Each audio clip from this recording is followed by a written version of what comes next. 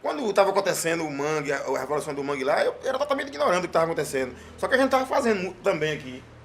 A nossa revolução estava sendo feita aqui, longe da mídia. Feita com os amigos aqui, no quartinho de Alex, nos bares tocando.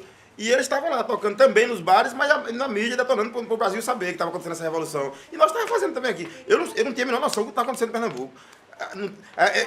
De cruzar com o Chico Sainz no bar, nos shows, e isso aí, que será que é porra, Chico Sainz? Mas, e de repente, fã do cara, mas não sabia o que estava rolando. A gente também estava, eu acho que do mesmo jeito que eles estavam lá, preocupados em sair dessa mesmice da música, não tocar só essas baladas, nem só o rock, como o rock puro.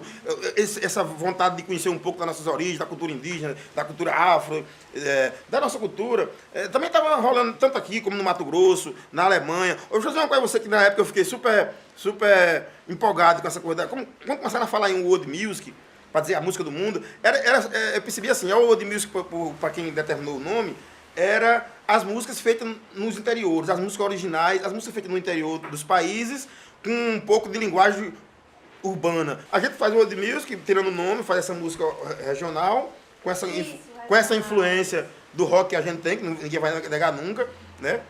Por mais que a cultura vinda do rock lá tenha sido uma cultura imperialista por eles, mas é as coisas boas que o rock trouxe, da atitude, da música mesmo, do cuidado, da qualidade. Os roqueiros, os maiores músicos que mais estudam e que mais trabalham são os roqueiros. A música é aquela coisa, você começa a fazer com o ambiente, as pessoas, a possibilidade de criar coisas, tem isso também. Até então, quando você não cria, você fica sempre repetindo pela beleza das coisas, de você ver, gostar e querer cantar, querer tocar. Mas quando você começa a criar, aí as coisas se abrem mais, você começa a aprender com a criação, com a primeira criação você começa a aprender a fazer outras, começa a ter interesse, aí não para nunca. Quando você pensa, quando a vida começa a ficar difícil com música, você diz, eu vou deixar fazer essa porra, eu vou arrumar emprego. Mas eu vou arrumar emprego pra quê? Pra viver melhor financeiramente, pra quê? E as minhas coisas? E o que eu posso fazer pra me sentir melhor? Para as pessoas, fazer música. Então, não tem como assim, dizer assim, o que me interessou foi, né, aquele momento. Foi uma coisa natural. Lógico, assim. Natural. Aí, lógico, que uma coisa puxa a outra. Eu convivendo num ambiente do movimento estudantil, ou na época onde os festivais de música eram um espaço, e a gente tinha ideia, então um festival de música, aí ganhar um festival, ganha um, entra, ganha o outro. Vamos continuar fazendo isso. Até que o momento a gente para, não tem como, é natural. Natural. Eu não sei se é uma coisa que está no sangue, aquela coisa, não sei se é uma coisa que está na cabeça. É mais isso, que eu acho de estar na informação mesmo, na cabeça. E existem informações que talvez a ciência ou o espiritualismo explique depois do interesse das pessoas pelas coisas. Tem cara que pega o instrumento assim, caramba, esse bicho podia fazer música. Mas ele não tem exatamente essa visão que eu estou tendo agora. Para ele talvez se incomodaria mais se ele tivesse viver disso. Porque o cara é foda também, o cara a música estava tão forte nele, e ele não sacou, porque ele não leva a sério, prefere curtir, assim, chegar com os amigos na roda, fazer um som, e todo mundo, eita, esse bicho é foda, mas ele não tem, que é o contrário de mim, eu não tenho esse talento todo, mas tem essa vontade, e tem essas informações que deve ser parte do talento, essas informações que, é quando você, por exemplo, eu gosto muito da coisa de improvisação, que eu acho que deve ser o grande lance, você improvisou, pegou um feeling ali, eu acho que tem a ver, sabe? Assim, ninguém improvisa com fórmulas. O próprio Repente Cordel, que tem a forma das poesias escrever, mas ele improvisa porque ele tem o dom, a veia de improvisação. Se você pegar a música, né? A música, do conjunto da música, o ritmo, a melodia e a poesia. Se você pegar a poesia, ela está clara ali com a poesia que diz tudo sobre o que eu acho do homem, o que eu acho dos políticos, o que eu acho do amor, o que eu acho das mulheres, da amizade. Social por isso, assim, que eu questiono. Quando eu digo, está se escondendo da pessoa errada, doutora. A rua é tanto minha quanto sua. Eu já conheço sua ignorante pessoa, não vou comer a sua carne crua. Racismo é falta de vergonha e falta de cultura. Eu só quero uma atitude positiva, algo que mude a sua compostura. Aí se você pegar o ritmo, o caráter social do ritmo, aí você pensa, vamos pensar na sociedade hoje, a juventude. O que é que a juventude mais se preocupa hoje? Quando vão para os shows da moda? Dançar. Agora, dançar o quê? Michel Teló. O que é que Michel Teló toca? Assim, socialmente, aquele ritmo dele só serve para essa camada da sociedade que ele leva para os shows dele. Porque é aquele ritmo de vaneirão que foi transformado em um forró que eles dizem que é forró, que não é, que só pega essas camadas da sociedade, meio a turma que vai encher a cara, que vai dançar, essa coisa mais sexual mesmo, assim, tal. Então, é uma coisa social. O ritmo da minha música tem um caráter social também, mas um caráter social de outra linha. Assim, por exemplo, quando eu toco um shot, quando eu toco um maracatu, é um social também. Tem um caráter social de outra sociedade, da mesma, só que de uma sociedade preocupada com outras coisas. Uma coisa mais original, uma coisa mais da raiz, uma coisa mais que parece mais com a cara das pessoas que a gente conhece no nosso dia a dia. Chegar no teatro. Pronto, bacana.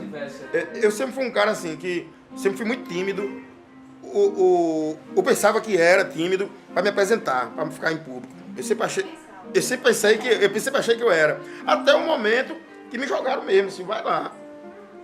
Eu digo, porra, e agora? Aquela galera na minha frente, eu vou ter que fazer alguma coisa.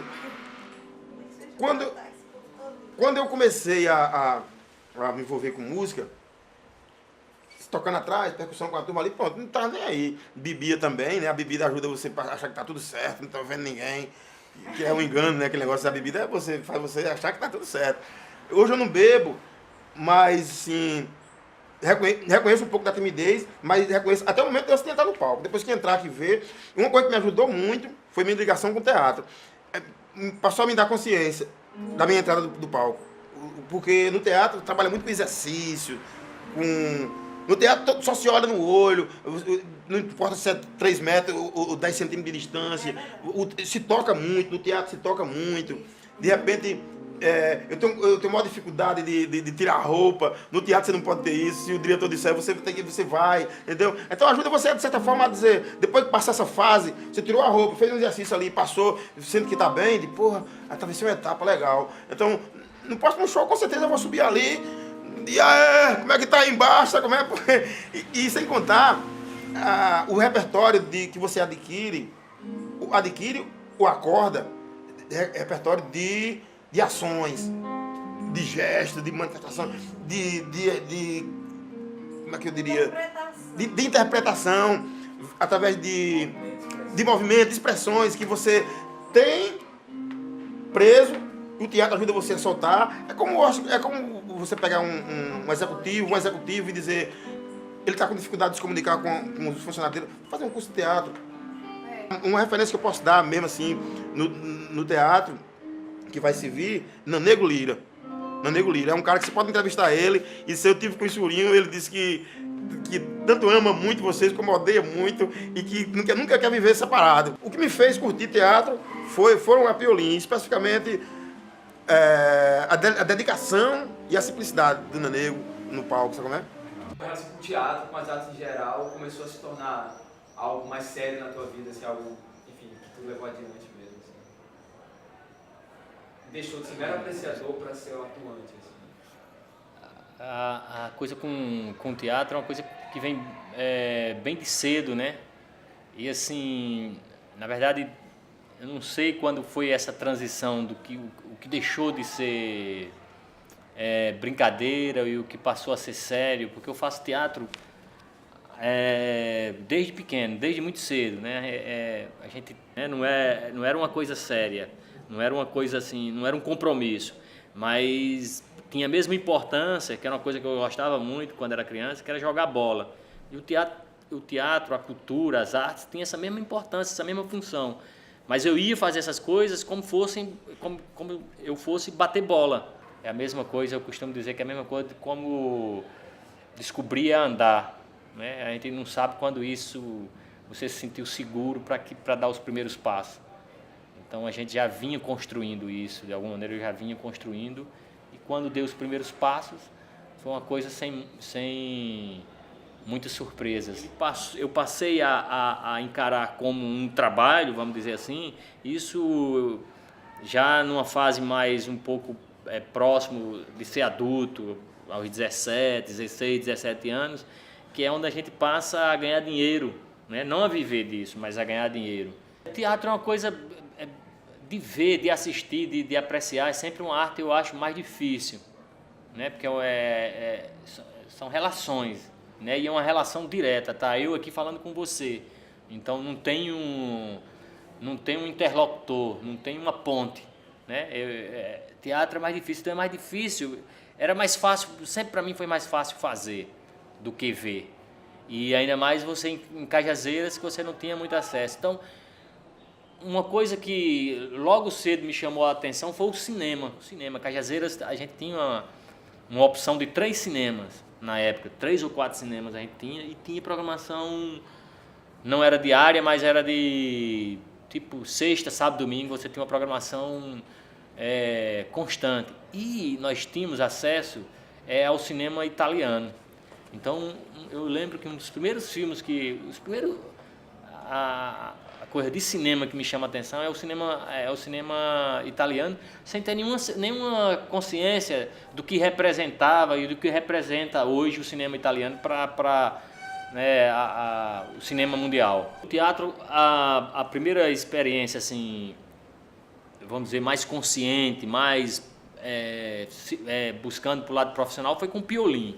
Né? Nós fazíamos teatro em Cajazeiras, e essa relação com o Piolim e a Escola Piolim, né? Com Luiz Carlos Vasconcelos, Everaldo Pontes, né? A galera que fazia teatro aqui. E essa também é a escola literalmente, que nos ensina esse processo teatral, esse processo de composição de um personagem. No cinema já é um contato, é um processo mais rápido, nem por isso é mais fácil, é mais difícil até, porque a sua relação é com uma coisa mais, um aparato técnico ou tecnológico, é uma câmera, é som, é luz, né? Mas você tem que dar esse mergulho, primeiro é conhecer o texto, né? É conhecer a história, é conhecer o enredo, né? É você se colocar no lugar, porque essa história, eu não acredito que você nunca vai ser aquela pessoa. Nanego, como é que eu, Nanego, vivo esse personagem. E eu acho que a grande coisa de um ator, e aí eu posso citar vários, é a generosidade, né? O cara ser generoso com o que está fazendo. Ser generoso não significa ser humilde só, mas estar ali entregue, ser verdadeiro, né? Cinema assim, você tem que esquecer um pouco do que você das técnicas de teatro, eu acho, até assim, sabe? Você não tem, sei lá, eu acho que nada é exagero, mas nada você vem com essa bagagem do teatro pro cinema, é um reaprendizado. Porque quando se é novo, você tem que buscar nos outros também, em leituras, né, em livros também, na literatura, né, e nas pessoas né, os amigos que o cercam, que a gente tem relação no cinema. Você tem, né, uma galera que a gente está dizendo nova, mas nem mais nova, fazendo cinema na Paraíba, né, nesses encontros, né, ver esse cinema dessas pessoas também alimenta bastante.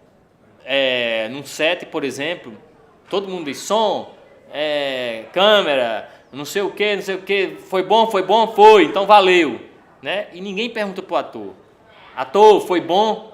Ninguém pergunta. As pessoas não estão preocupadas com esse coletivo, não é uma coisa coletiva, apesar de ser feito coletivamente. Mas por isso, porque pode perguntar aí, todo mundo pergunta, valeu para fulano, valeu. E o diretor dá a palavra final. E se valeu para o diretor, o ator que corra atrás, né? O ator no cinema tem que ter esse poder de concentração, que é uma coisa difícil, porque você passa muito tempo esperando, muito tempo, então você tem que ter isso só fazendo. Eu acho que eu me comunico, como eu não sou muito bom com as palavras, eu acho que eu me comunico bem com o olhar. Então, eu tenho essa consciência tanto no teatro como no cinema, né? Né? E até porque o olho, né? O olho para mim, num ser humano, ele fala muito mais do que qualquer uma outra parte do corpo.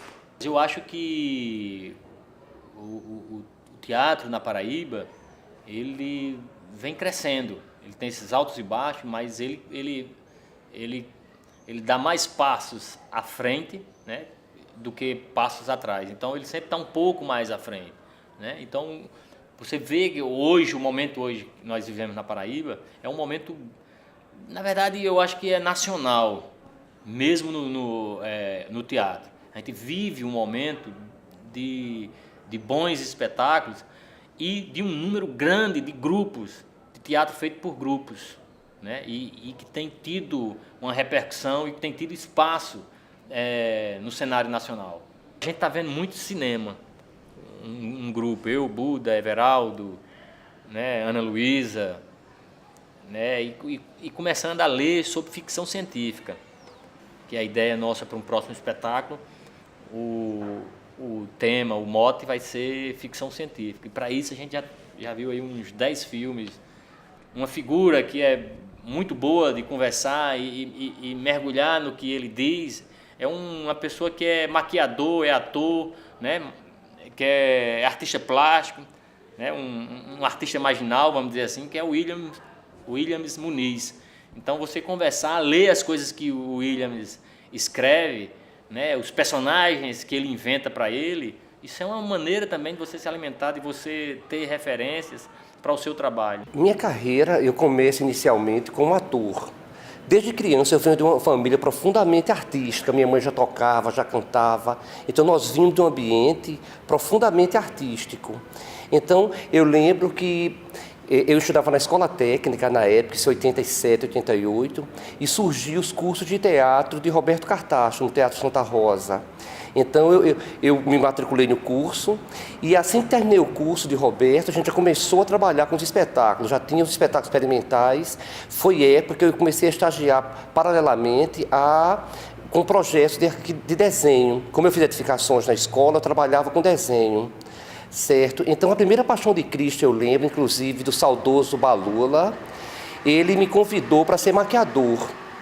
E eu falei para ele que, de certa forma, eu não era maquiador, eu era desenhista, eu pintava. E para ele era a mesma coisa. Ele disse, não, Williams, vai só mudar a matéria básica que você vai trabalhar. Então, basicamente, a preparação que eu tinha era de artista plástico, não era de maquiador. Então nós fizemos a primeira Paixão de Cristo e desde então, no ano seguinte, eu já comecei a pegar espetáculos de grande proporção, porque boa parte da Paraíba tem uma tradição de maquiadores geniais, que a maioria não vive mais aqui. Alguns foram para a Europa, outros para o Sul.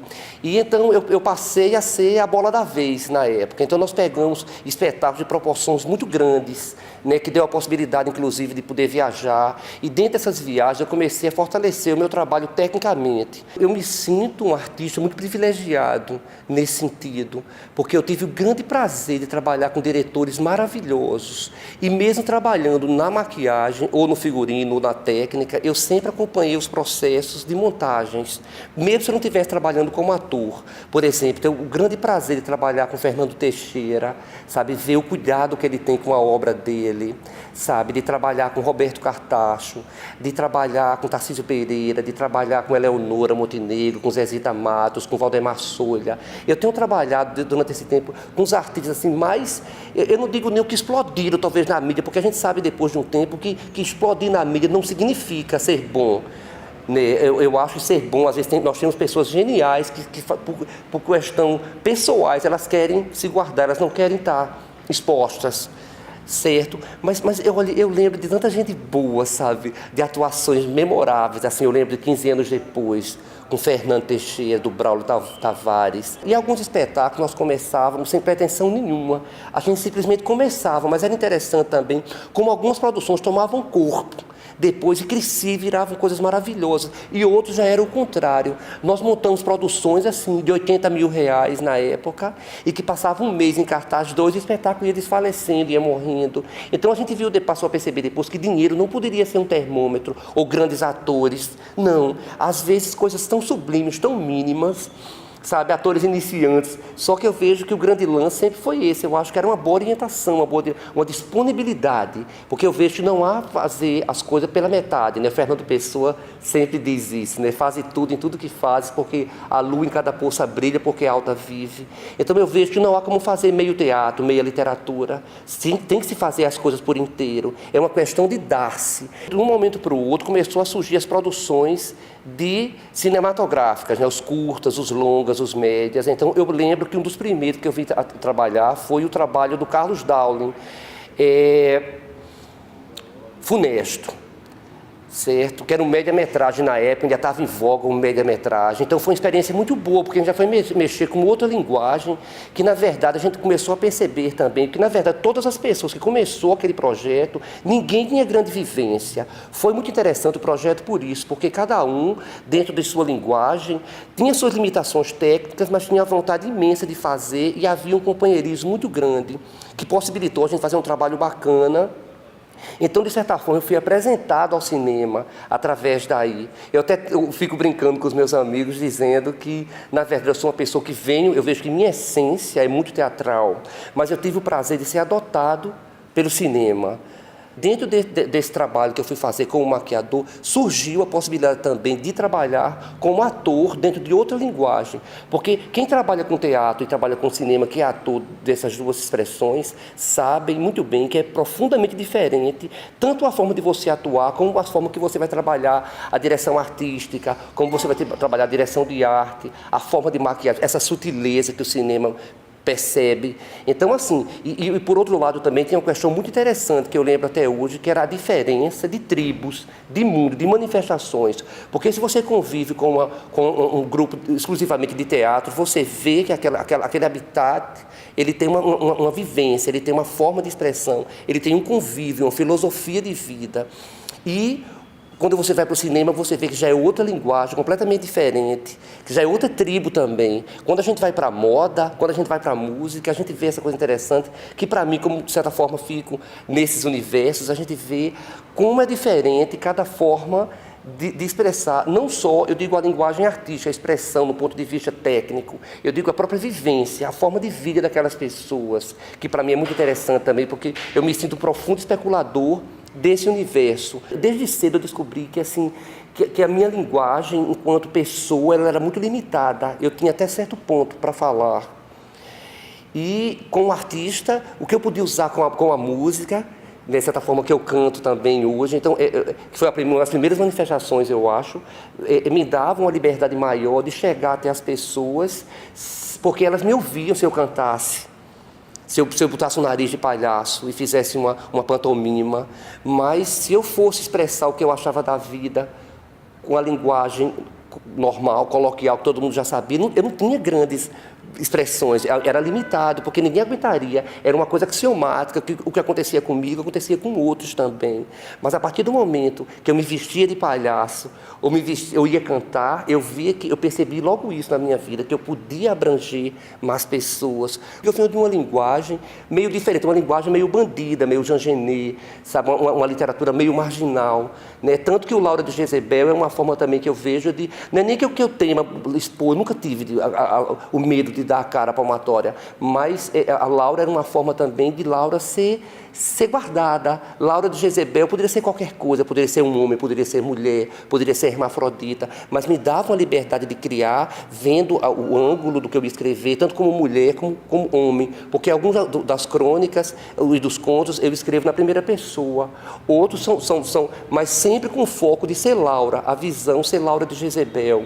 Inclusive estou tentando trazer também para o teatro, apesar de eu escrever puramente em forma narrativa, não tem nenhum interesse dramático a princípio, mas eu penso em estender isso, aproveitar, depois que tem contos que eu fico 6 anos na revisão de um conto. Alguns amigos meus falam que eu sou obsessivo, mas é diferente a literatura que eu faço, porque o que eu faço de literatura está lá registrado, é diferente do teatro que eu faço e saio de perto. E mesmo que eu filme aquele material, que eu grave, não será mais teatro, porque só é teatro porque eu estou fazendo ali, eu estou fazendo aqui, você está vendo aí. Né? Só é teatro por essa junção. Teatro não sou eu fazendo, é essa simbiose de um fazer e o outro assistir. Né? E no caso da literatura, não. A literatura, para mim, ela é muito mais perigosa, porque ela vai ficar. Então, ela vai ser um registro vivo do que você pensa da sua vida naquele momento, em sua contemporaneidade. Então, assim, como eu tenho uma influência, eu leio muita gente boa, eu nem sei se consigo filtrar tanta coisa boa, mas me obriga a ser bom no que eu quero fazer, porque eu quero deixar algo bonito.